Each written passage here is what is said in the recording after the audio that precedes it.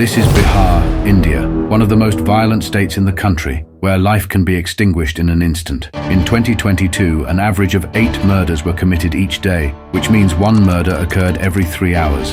Among them was a man named Zaffaruddin, a devoted father and loving husband, who was bludgeoned to death by a pressure cooker and left there for his son to discover. His brutal death would leave a family shattered and a community in shock. But Zaffaruddin's story wasn't just another statistic. It was a tale of betrayal, deception, and a sinister plot that no one saw coming. Stay with us as we peel back this chilling mystery layer by layer. Arranged marriages are quite common in India, where parents often take the lead in finding suitable matches for their children, considering factors like family background, education, and social standing to ensure a compatible union. Such was the case with Shehnaz Parveen. She was raised in close-knit, loving family who lived in Patna, Bihar. Their priority was someone who was not only educated, but also financially stable. After an extensive search, they found Zaffaruddin, who was originally from Lakhisarai, a town about 3 hours away from Patna, Bihar. Zaffaruddin was working as an electrical engineer in Saudi Arabia. He was educated with a secure job, precisely what Shehnaz's parents were looking for. The marriage was arranged, and Shehnaz's family was pleased. Soon, the wedding preparations were underway, and their union became a grand celebration, full of joy and hope for a prosperous future. Sadly, Zaffaruddin's holidays were over, and he had to go back to Saudi Arabia for work. Zaffaruddin had bought a house closer to Shehnaz's parents, so she wouldn't feel all alone by herself. He would visit his wife in India frequently, spend few days, and go back to Saudi for work. Soon they welcomed their first son, and then the second. Zaffaruddin wasn't happy with this arrangement. He didn't want to stay so far away from his family all the time. So after a few years, Zaffaruddin decided to leave his job in Saudi Arabia.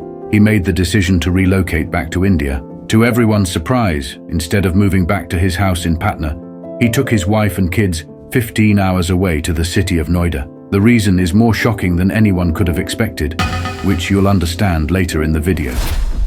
Shehnaz and Zaffaruddin came from a Muslim background. During the month of Ramadan, Muslims around the world fast from sunrise to sunset every day for a whole month. After the month of fasting, they celebrated Eid, a joyous occasion marked by gatherings, feasts, and prayers.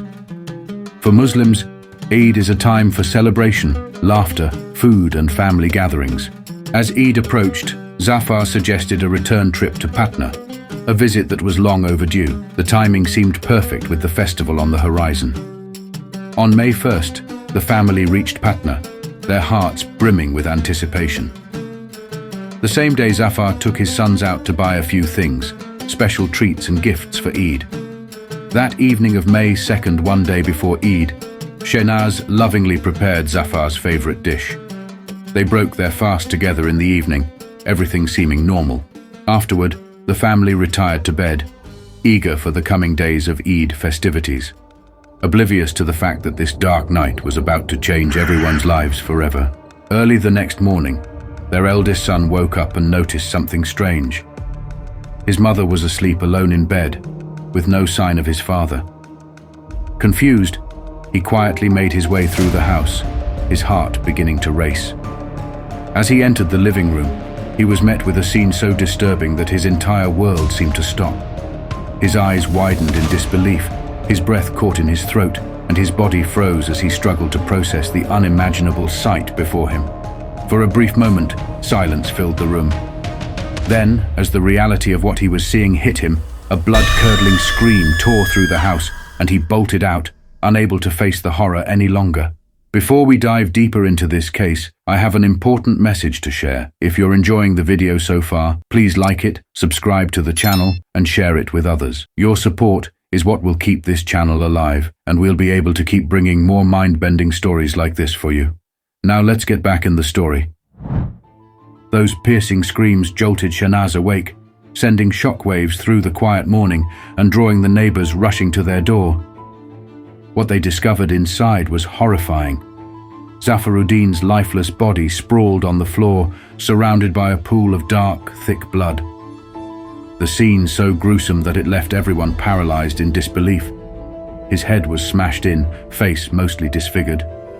There lay a bloody pressure cooker beside him. somebody had killed him with a pressure cooker. The police were called immediately. They arrived promptly, taking Zaffar's body into custody and sending it for a post-mortem examination.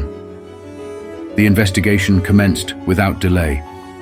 As part of their inquiry, the police began questioning family members and neighbors to gather as much information as possible.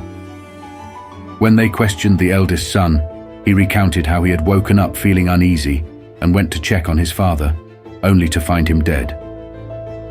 Next, the police turned their attention to Shehnaz. She revealed that they enjoyed a family dinner and everything seemed perfectly normal. But in the middle of the night, around 3 a.m., Shehnaz was suddenly woken by strange noises coming from outside their bedroom. Concerned, she got out of bed to investigate. As soon as she stepped into the hallway, 2 strangers emerged from the shadows and attacked her. They grabbed her roughly, snatching her jewelry, and one of them covered her nose and mouth with a cloth, which smelled strange. Before she knew it, everything went black as she lost consciousness.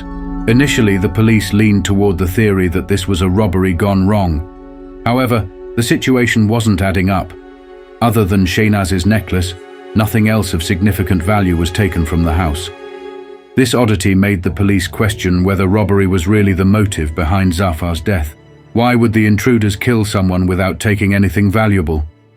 The officers started considering that there might be a more personal motive at play.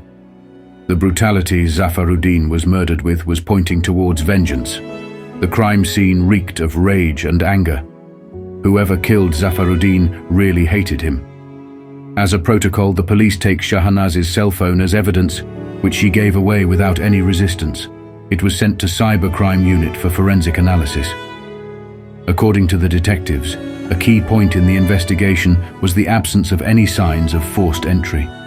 There were no broken windows, no tampered locks, and no evidence of a struggle inside the house. With neighboring homes closely adjacent and no back door, there was only one way in and out of the house. This led police to conclude that Zaffaruddin must have known his attacker and let them in willingly.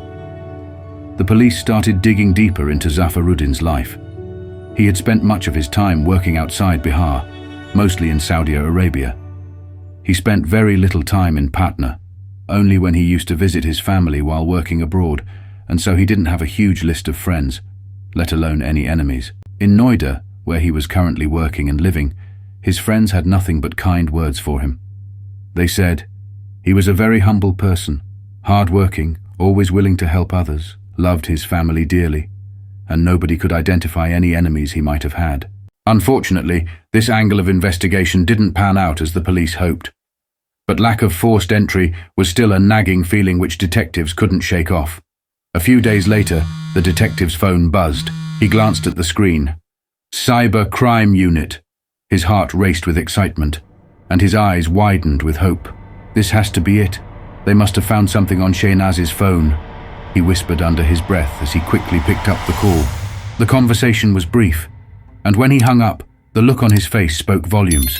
His partner, sensing something was off, asked cautiously, "What did they find?" The detective let out a frustrated sigh. Nothing. Absolutely nothing. No suspicious text. No strange phone calls. The room fell silent.